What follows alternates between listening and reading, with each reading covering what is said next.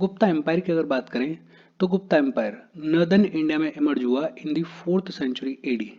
4th century AD में the very powerful Gupta empire emerged in the northern India. और art and architecture के मामले में इसको गोल्डन एज ऑफ इंडिया कहा जाता है। गुप्ता एम्पायर कब इमर्ज हुआ? 4th सेंचुरी एडी में इमर्ज हुआ। कहाँ पे इमर्ज हुआ? पूरे नदर्न इंडिया में गुप्ता एम्पायर स्टैब्लिश किया गया। और आर्ट एंड आर्किटेक्चर के मामले में it is known as the golden age of India. जो अर्ली गुप्ता रूलर्स थे they were Buddhist. Early Gupta rulers Buddhist हुआ करते थे, तो they continued the Buddhist tradition. Art and architecture में भी बुद्धिस्ट ट्रेडिशन को उन्होंने कंटिन्यू किया। लेकिन जो लेटर गुप्ता रूलर्स थे देवर हिंदूज, और इन लेटर गुप्ता रूलर्स के under temple architecture came to the forefront.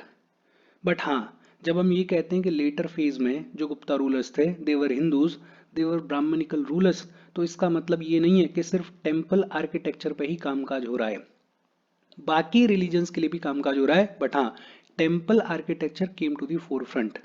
In fact ये जो लेटर फेज के गुप्ता रूलर्स थे they were tolerant to all religions. तीन प्रिंसिपल डीटीज इमर्ज हुए, तीन भगवान पूजे जाने लगे। एक तो भगवान विष्णु नदन और सेंट्रल इंडिया में पूजे जाने लगे। दूसरे भगवान शिव जो कि सदर्न इंडिया में बड़ा प्रोमिनेंट रोल प्ले करेंगे।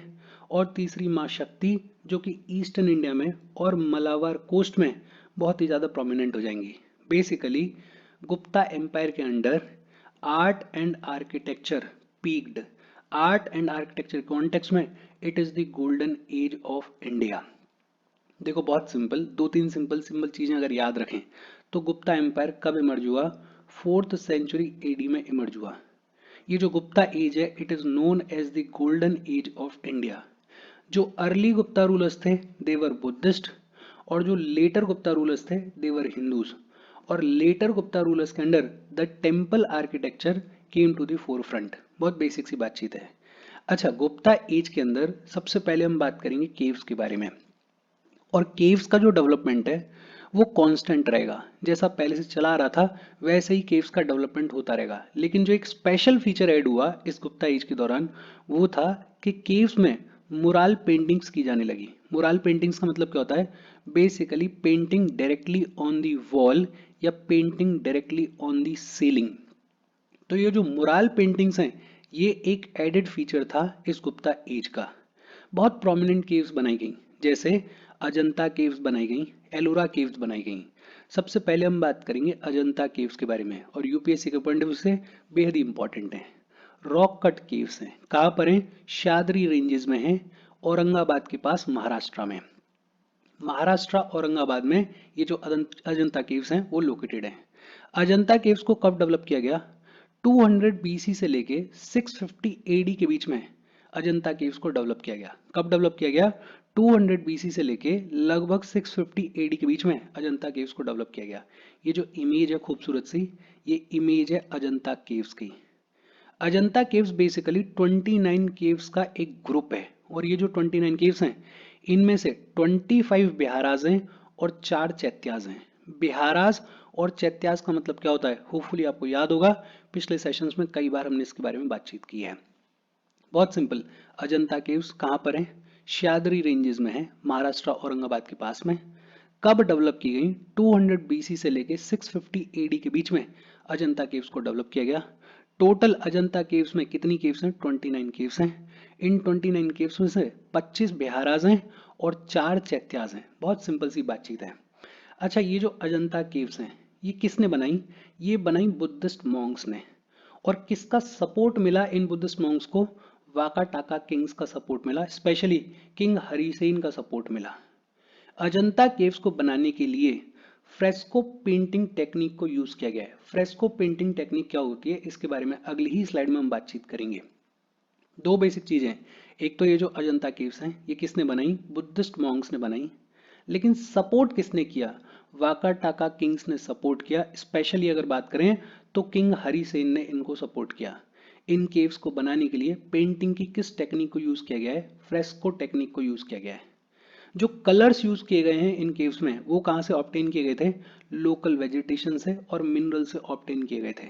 इन केव्स में एक पैटर्न देखने को मिलता है कि पेंटिंग की जो आउटलाइन है वो बनाई गई है ज्यादातर किस कलर से? रेड कलर से बनाई गई है। अजंता केव्स में जो सबसे एलिगेंट है वो है केव नंबर 16। कौन सी है? केव नंबर 16। ये है केव 16। इस केव 16 में एक डाइंग प्रिंसेस की इमेज बनाई गई है। ये जो केव 16 है, it is the most elegant of the Ajanta caves. In general अगर बात करें तो अजंता केव्स में पेंटिंग की जो थीम है वो किसके अराउंड है? वो बुद्धिज्म के अराउंड है। बेसिकली ये जो पेंटिंग्स हैं, they talk about Buddha and the जातका स्टोरीज। टोटल 29 केव्स हैं, अभी हमने बात की है। इनमें से 5 को डेवलप किया गया हिनायान फेज के दौरान। बुद्धिज्म के हिनायान फेज के दौरान 5 केव्स को डेवलप किया गया और 24 को डेवलप किया गया महायान फेज के दौरान। 24 को डेवलप किया गया महायान फेज के दौरान। इनफैक्ट ये जो अजंता केव्स हैं ये मेंशन्ड हैं चाइनीज ट्रेवलर फाहियान और हियान सांग के ट्रेवल अकाउंट्स में। तो अगर कोई पूछ ले कि अजंता केव्स किन ट्रेवलर्स के अकाउंट में मेंशन्ड है, तो फाहियान और हियान सांग, इन दोनों के ट्रेवल अकाउंट्स में अजंता केव्स मेंशन्ड हैं। इनफैक्ट ये जो एक इमेज है ये है फ्लाइंग अप्सरा की, और ये अजंता केव्स की केव नंबर 17 है आई थिंक। ये भी बड़ी प्रोमिनेंट है, पूछ ली जाती है कभी कभार। तो ध्यान रखना, अजंता केव्स में ही डाइंग प्रिंसेस की इमेज है और अजंता केव्स में ही फ्लाइंग अप्सरा की भी इमेज है। अच्छा, ये जो अजंता केव्स हैं इनका सपोर्ट करने में और किस किस ने इंपॉर्टेंट रोल प्ले किया? एक तो किंग हरिसेन ने किया, वो हमने देख ही लिया। एक वरहा देवा जो कि किंग हरिसेन के प्राइम मिनिस्टर थे, उन्होंने भी बढ़ चढ़ के सपोर्ट किया। उपेंद्र गुप्ता, ये भी एक राजा रहे, इन्होंने खूब सपोर्ट किया। बुद्धा भद्रा, ये बेसिकली बुद्धिज्म के एक मास्टर थे, उन्होंने बढ़ चढ़ के अजंता केव्स को सपोर्ट किया। और मथुरा दास, इन्होंने खूब सारा पैसा दिया इन अजंता केव्स के डेवलपमेंट के लिए। इनफैक्ट कुछ प्रोमिनेंट अजंता केव्स के स्कल्पचर्स के बारे में बात करें तो केव नंबर 26 है, और केव नंबर 26 में महापर्व निर्वाणा ऑफ बुद्धा दिखाया गया है। केव नंबर 26 में महापर्व निर्वाणा ऑफ बुद्धा दिखाया गया है। और एक केव नंबर 19 है, केव नंबर 19 में नागा किंग्स दिखाए गए हैं। कौन दिखाया गया है? नागा किंग दिखाया गया है। बहुत सिंपल, एक बार फिर से देख लेते हैं। अजंता केव्स की अगर बात करें तो अजंता केव्स कहाँ पर है? महाराष्ट्र औरंगाबाद में अजंता केव्स हैं। कब डेवलप की गई हैं? 200 बीसी से लेके 650 एडी के बीच में डेवलप की गई हैं। टोटल कितनी केव्स हैं? 29 केव्स हैं, जिनमें से 25 बिहाराज हैं और 4 चैत्याज हैं। अजंता केव्स को सपोर्ट किसने किया? वाका टाका किंग्स ने सपोर्ट किया, स्पेशली किंग हरिसेन ने सपोर्ट किया। ये अजंता केव्स को बनाने के लिए पेंटिंग की कौन सी टेक्निक यूज की गई है? फ्रेस्को टेक्निक यूज की गई है। कलर्स कहाँ से ऑब्टेन किए गए? लोकल वेजिटेशन से और मिनरल से कलर्स ऑब्टेन किए गए। एक पैटर्न देखने को मिलता है कि अजंता केव्स में ज्यादातर जो पेंटिंग्स हैं उनकी आउटलाइन बनाई गई है रेड कलर से। जो सबसे एलिगेंट है अजंता केव्स में वो है केव नंबर 16। केव नंबर 16 में डाइंग प्रिंसेस की एक इमेज बनाई गई है, पेंटिंग बनाई गई है, जो कि आपको यहाँ पे दिख भी रही होगी। केव नंबर 17 में फ्लाइंग अप्सरा को बनाया गया है, उसकी इमेज आपको यहाँ पे दिख रही होगी। इन जनरल अजंता केव्स में जो पेंटिंग्स की गई उनकी थीम किसके अराउंड सेंटर थी? बुद्धिज्म के अराउंड सेंटर थी। 29 केव्स हैं, उनमें से 5 को डेवलप किया गया ड्यूरिंग हिनायान फेज और 24 को डेवलप किया गया during Mahayana phase. Ajanta caves का मेंशन चाइनीज ट्रेवलर फाहियान और हियान संग के ट्रेवल अकाउंट्स में भी देखने को मिलता है। इसके अलावा इन जनरल चीजों को भी मोटा मोटा याद रखना। देखो, अजंता केव्स में एक हमने बात की कि फ्रेस्को पेंटिंग टेक्निक को यूज किया गया। तो एक सवाल ये भी आता है कि ये जो फ्रेस्को पेंटिंग टेक्निक है ये होती क्या है, किस तरीके से इसको इम्प्लीमेंट किया जाता है? देखो, फ्रेस्को मेथड के तहत जो पेंटिंग की जाती है वो 3-4 लेवल्स के थ्रू की जाती है। क्या किया जाता है? सबसे पहले रॉक के सरफेस के ऊपर क्ले की लेयर लगाई जाती है, और ये जो क्ले की लेयर होती है ये मिक्स्ड होती है विद काउ डंग और ये मिक्स्ड होती है विद राइस हस्क। तो काउ डंग और राइस हस्क के साथ में मिक्स करके क्ले की लेयर लगाई जाती है रॉक के सरफेस के ऊपर, और फिर इस क्ले की लेयर को लाइम के प्लास्टर से कोट कर दिया जाता है। लाइम के प्लास्टर से कोट कर दिया जाता है और फिर लाइम के प्लास्टर से कोटिंग करने के बाद कलर्स लगाए जाते हैं, पिगमेंटेशन किया जाता है। ये जो कलर्स हैं, ये जो पिगमेंट किया जा रहा है, ये मॉइस्ट सरफेस के ऊपर किया जाता है। मॉइस्ट सरफेस के ऊपर क्यों किया जाता है? क्योंकि थोड़ा मॉइस्ट सरफेस है, थोड़ा गीला सरफेस है, तो ये जो कलर्स हैं वो सीप इन कर जाते हैं और अच्छे से रॉक के सरफेस के ऊपर जम जाते हैं। तो जो पेंटिंग बनती है वो एवर लास्टिंग रहती है, वो हटेगी नहीं। तो ये बेसिकली टेक्निक है फ्रेस्को मेथड या fresco technique of painting.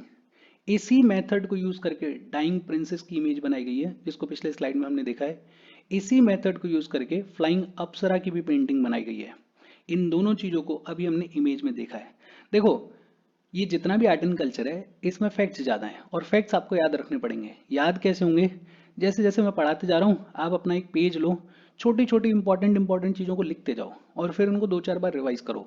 2-4 bar revise करोगे तो ऑटोमेटिकली याद हो जाएगा। अच्छा, हम आगे बढ़ें उससे पहले वीडियो पे लाइक के बटन को दबा दो। लाइक दबाना ज़रूरी है, बिकॉज यूट्यूब ऐसे ही फंक्शन करता है। जब आप वीडियो पे लाइक के बटन को दबाते हो तो यूट्यूब वीडियो को कंसिडर करता है और थोड़ा सा पुश कर देता है। तो लाइक का बटन दबा दो, शेयर कर दो अपने सोशल मीडिया हैंडल्स पे, व्हाट्सएप वगैरह पे अपने फ्रेंड्स को। जो भी लोग इसमें इंटरेस्टेड हैं, इससे रिलेटेड पढ़ाई कर रहे हैं, उनको शेयर कर दो। होपफुली ये दोनों चीज़ें तो आपने कर भी दी होंगी, कर ही दिया करो, बिकॉज इसमें आपका कुछ जाता नहीं है और चैनल की ग्रोथ के लिए ये दोनों चीज़ें वेरी इंपॉर्टेंट हैं। चैनल को अगर सब्सक्राइब नहीं किया है तो फॉर श्योर सब्सक्राइब कर लो, और अगर आप केपेबल हो, हेल्प करना चाहते हो, तो आप हमें हेल्प कर सकते हो by clicking on the join button, या फिर आप कंट्रीब्यूट कर सकते हो क्यूआर कोड को स्कैन करके। अच्छा, अजंता केव्स की बातचीत हमने देख ली। फिर बात आती है एलोरा केव्स के बारे में। ये जो एलोरा केव्स हैं, ये अजंता केव से लगभग 100 किलोमीटर ही दूर हैं, बहुत ज़्यादा दूर नहीं है, लगभग 100 किलोमीटर दूर हैं। और एलोरा केव्स जो हैं वो 34 केव्स का ग्रुप है। 34 केव्स हैं इन टोटल एलोरा केव्स में। इन 34 केव्स में से 17 ब्राह्मणिकल केव्स हैं, बेसिकली हिंदुइज्म से रिलेटेड हैं। 12 बुद्धिस्ट केव्स हैं और 5 जैन केव्स हैं। 34 केव्स का ग्रुप है एलोरा केव्स का, जिनमें से 17 ब्राह्मणिकल केव्स हैं, 12 बुद्धिस्ट केव्स हैं और 5 जैन केव्स हैं। और इनको डेवलप किया गया 5th सेंचुरी एडी से लेके 11th सेंचुरी एडी के बीच में। ये जो एलोरा केव्स हैं इनको कब डेवलप किया गया? 5th सेंचुरी एडी से लेके 11th सेंचुरी एडी के बीच में इनको डेवलप किया गया। अच्छा, अगर कोई पूछ ले कि अजंता केव्स में से और एलोरा केव्स में से पहले कौन सी बनाई गई, तो अभी हमने टाइमलाइन देखी है। अजंता केव्स जो हैं वो ओल्डर हैं और एलोरा केव्स जो हैं वो रिलेटिवली न्यूअर हैं, उनको बाद में बनाया गया। अच्छा, अभी हमने बात की कि 34 केव्स का ग्रुप है एलोरा केव्स में। जो केव 1 से लेके 12 तक हैं वो बुद्धिस्ट केव्स हैं। 1 से लेके 12 तक जो भी केव्स हैं एलोरा केव्स, वो बुद्धिस्ट हैं। 13 से लेके 29 तक जो केव्स हैं एलोरा में, वो हिंदूज वाली केव्स हैं जो हिंदुइज्म से रिलेटेड हैं। और ये जो बुद्धिस्ट और हिंदुइज्म से रिलेटेड केव्स हैं, इन दोनों को ही किसने कंस्ट्रक्ट करवाया? राष्ट्रकूटा डायनेस्टी के रूलर्स ने कंस्ट्रक्ट करवाया। केव 1 से लेके 12 तक बुद्धिस्ट केव्स हैं, केव्स 13 से लेके 29 तक हिंदूज केव्स हैं, और इन दोनों ही केव्स को किसने कंस्ट्रक्ट करवाया? राष्ट्रकूटा डायनेस्टी के रूलर्स ने कंस्ट्रक्ट करवाया। ये इमेज है एलोरा केव्स की। और फिर केव्स 30 से लेके 34 तक जैन केव्स हैं, और जैनिज्म में भी दिगंबर सेक्ट से रिलेट करने वाली केव्स हैं। और ये जो जैन केव्स हैं इनको कंस्ट्रक्ट करवाया यादव डायनेस्टी के रूलर्स ने। किसने कंस्ट्रक्ट करवाया? यादव डायनेस्टी के रूलर्स ने कंस्ट्रक्ट करवाया। देखो, बहुत सिंपल, एक बार फिर से देखते हैं। एलोरा एलोरा केव्स कहाँ पर हैं? महाराष्ट्र में ही अजंता केव से लगभग 100 किलोमीटर दूर है Ellora caves. Ellora caves basically 34 caves का एक ग्रुप है, जिसमें 17 ब्राह्मणिकल केव्स हैं, 12 बुद्धिस्ट केव्स हैं और 5 जैन केव्स हैं। कब डेवलप की गई? 5th सेंचुरी एडी से लेके 11th सेंचुरी एडी के बीच में डेवलप की गई। केव्स 1 से लेके 12 तक बुद्धिस्ट केव्स हैं, केव्स 13 से लेके 29 तक हिंदू केव्स हैं, और बुद्धिस्ट और हिंदू केव्स इन दोनों को किसने कंस्ट्रक्ट करवाया? राष्ट्रकूटा डायनेस्टी के रूलर्स ने कंस्ट्रक्ट करवाया। और केव्स 30 से लेके 34 तक जैन केव्स हैं, और ये जो जैन केव्स हैं ये भी दिगंबर सेक्ट से रिलेटेड हैं, और इनको किसने कंस्ट्रक्ट करवाया? यादव डायनेस्टी के रूलर्स ने कंस्ट्रक्ट करवाया। अच्छा, एलोरा केव्स में कुछ प्रोमिनेंट केव्स की अगर बात करें तो एक प्रोमिनेंट केव है केव 10। केव 10 को विश्वकर्मा केव या कारपेंटर्स केव भी बुलाया जाता है। केव 10 को विश्वकर्मा केव या कारपेंटर्स केव भी बुलाया जाता है। ये बेसिकली एक बुद्धिस्ट चैत्या हुआ करती थी और इस केव में Buddha sitting in a dharma chakra mudra is shown with Bodhi tree carved at back. Cave 10 को क्या बुलाया जाता है? विश्वकर्मा केव बुलाया जाता है या कारपेंटर्स केव बुलाया जाता है। और ये एक बुद्धिस्ट चैत्या हुआ करती थी, बेसिकली एक प्रेयर हॉल हुआ करती थी। और इस केव में बुद्धा दिखाए गए हैं sitting in a dharma chakra mudra with a bodhi tree carved at back. फिर एक है केव 12 और इस केव 12 को तीन ताल बुलाया जाता है। क्या बुलाया जाता है? तीन ताल बुलाया जाता है। और केव 12 की इंपॉर्टेंस क्या है कि ये लार्जेस्ट मोनिस्टिक केव है एलोरा की। एलोरा की सबसे बड़ी मोनिस्टिक केव कौन सी है? केव 12 है, जिसे बुलाया जाता है तीन ताल। और ये 3 मंजिल की बनी हुई है, 3 स्टोरीड बुद्धिस्ट केव है। और इस केव 12 में 7 मनुष्य बुद्धास की एक रो में डिपिक्शन की गई है, ये आपको दिख रही होगी। 7 मनुष्य बुद्धास हैं जो कि एक रो में दिखाए गए हैं और 7 ध्यानी बुद्धास भी इसी केव 12 में इसी तीन ताल में दिखाए गए हैं। तो दूसरी केव, केव 12, जिसको क्या बुलाया जाता है? तीन ताल बुलाया जाता है। दो इंपॉर्टेंट चीजें, एक तो ये एलोरा की लार्जेस्ट मोनिस्टिक केव है, दूसरा 3 स्टोरी की है, 3 मंजिल की केव है। इसमें 7 मनुष्य बुद्धास दिखाए गए हैं इन अ रो और 7 ध्यानी बुद्धास दिखाए गए हैं। फिर तीसरी केव है केव 14 और केव 14 की थीम है रावण की खाई। केव 14 की थीम क्या है? रावण की खाई। और ये जो केव 14 है ये डेडिकेटेड है शिव भगवान के लिए, विष्णु भगवान के लिए और दुर्गा माता और लक्ष्मी माता के लिए। केव 15 है। केव 15 में 10 अवतारा टेम्पल है। 10 अवतारा टेम्पल कौन सी केव में है? केव 15 में है। केव 16 में कैलाश टेम्पल है। केव 16 में कौन सा टेम्पल है? कैलाश टेम्पल है, इंपॉर्टेंट है। और ये जो केव 16 है ये डेडिकेटेड है भगवान शिव के लिए। ये जो केव 16 है, ये जो कैलाश टेम्पल है, इसको डेवलप किया गया with the support of Rashtrakuta king Krishna one. Krishna one की सपोर्ट से इस केव 16 को डेवलप किया गया। और खास बात क्या है कि ये जो पूरी केव है एक मोनोलिथ से कार्व आउट की गई है, सिंगल स्टोन से कार्व आउट की गई है। इसकी वॉल्स के ऊपर Ravana shaking the mount Kailash को डिपिक्ट किया गया है। रावण जो है वो माउंट कैलाश को हिला रहा है, शेक कर रहा है, उसको डिपिक्ट किया गया है, उसको दिखाया गया है। ये जो इमेज है ये image Ravana shaking the mount Kailash की ही है। और ये जो केव 16 है it is considered masterpiece of Indian sculpture. Indian sculpture का मास्टरपीस कंसिडर किया जाता है इसे। देखो एक बार फिर से देख लेते हैं, पूछ ली जाती हैं चीजें प्रीलिम्स में, छोटी छोटी चीजें।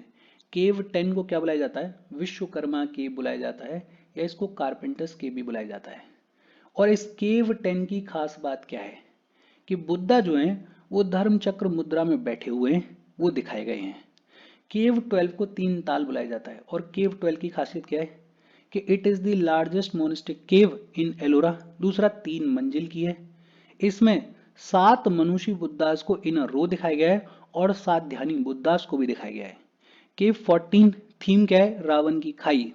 ये जो केव 14 है ये डेडिकेटेड है शिव भगवान के लिए, विष्णु भगवान के लिए, दुर्गा माता के लिए और लक्ष्मी माता के लिए। केव 15 में 10 अवतारा टेम्पल है। केव 16 में कैलाश टेम्पल है।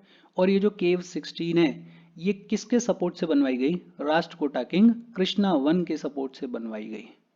इसकी वॉल पे Ravana shaking the mount Kailash दिखाए गए हैं और इसको masterpiece of Indian sculpture consider किया जाता है। फिर इसके अलावा एक केव 29 है जिसको धूमर लेना बुलाया जाता है। केव 29 को क्या बुलाया जाता है? धूमर लेना बुलाया जाता है।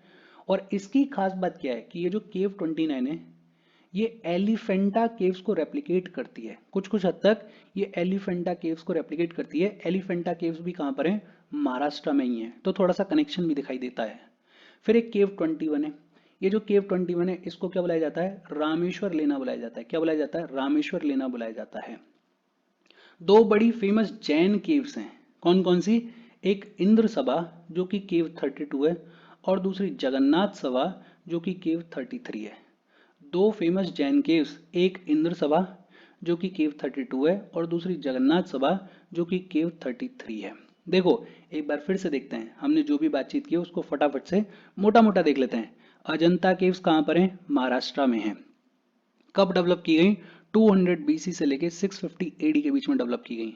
अजंता केव्स में टोटल कितनी केव्स हैं? 29 केव्स हैं, जिनमें से 25 बिहाराज हैं और 4 चैत्याज हैं। ये जो अजंता केव्स हैं ये किसके सपोर्ट से बनवाई गई? वाका टाका किंग्स के सपोर्ट से बनवाई गई, स्पेशली किंग हरिसेन के सपोर्ट से बनवाई गई। पेंटिंग के लिए टेक्निक कौन सी यूज की गई? फ्रेस्को टेक्निक यूज की गई, अभी हमने पढ़ लिया है। एक पैटर्न देखने को मिलता है कि ज्यादातर जो पेंटिंग्स हैं उनका आउटलाइन किस कलर से बनवाया गया है? रेड कलर से बनवाया गया है। इसी अजंता केव्स में केव 16 में डाइंग प्रिंसेस की इमेज है और केव 17 में फ्लाइंग अप्सरा की इमेज है। ये जो जितनी भी पेंटिंग्स हैं वो किस थीम के अराउंड सेंटर्ड हैं? बुद्धिज्म के अराउंड सेंटर्ड हैं।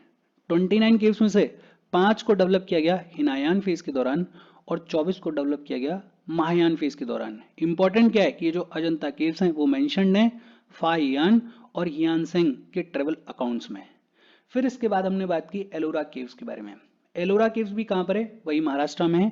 34 केव्स का ग्रुप है। 17 ब्राह्मणिकल केव्स हैं, 12 बुद्धिस्ट केव्स हैं और 5 जैन केव्स हैं। कब डेवलप किया गया? 5th सेंचुरी एडी से लेके 11th सेंचुरी एडी के बीच में डेवलप किया गया एलोरा केव्स को। केव 1 से लेके 12 तक बुद्धिस्ट केव्स हैं, केव 13 से लेके 29 तक हिंदू केव्स हैं और बुद्धिस्ट और हिंदू केव्स दोनों को ही कंस्ट्रक्ट किया गया है बाय राष्ट्रकूटा डायनेस्टी। और केव 30 से लेके 34 तक जैन केव्स हैं और इनको कंस्ट्रक्ट किया गया है by Yadav dynasty. Prominent Ellora caves की अगर बात करें तो केव 10 है, जिसको विश्वकर्मा केव या कारपेंटर्स केव भी बुलाया जाता है। और इस केव में बुद्धा दिखाए गए हैं सिटिंग इन धर्म चक्र मुद्रा।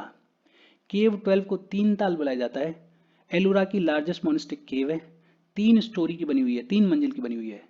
केव 14 की थीम क्या है? रावण की खाई। केव 15 में 10 अवतारा टेम्पल है। केव 16 में कैलाश टेम्पल है और केव 16 को बनवाया गया with the help of Rashtrakuta king Krishna one. ये जो केव 16 है इसके वॉल पे डिपिक्ट किया गया है रावण को who is shaking the mount Kailash. ये जो केव 16 है it is considered as the masterpiece of Indian sculpture. इसके अलावा केव 19 है जिसको धूमर लेना बुलाया जाता है। केव 21 है जिसको रामेश्वर लेना बुलाया जाता है। 2 फेमस जैन केव्स हैं, एक इंद्र सभा जो कि केव 32 है और एक जगन्नाथ सभा जो कि केव 33 है। अच्छा, एक टर्म और दे रखा है अत्रिक्तंगा भैरवा। अत्रिक्तंगा भैरवा बेसिकली भगवान शिव की स्केल्टन फॉर्म में रिप्रेजेंटेशन है।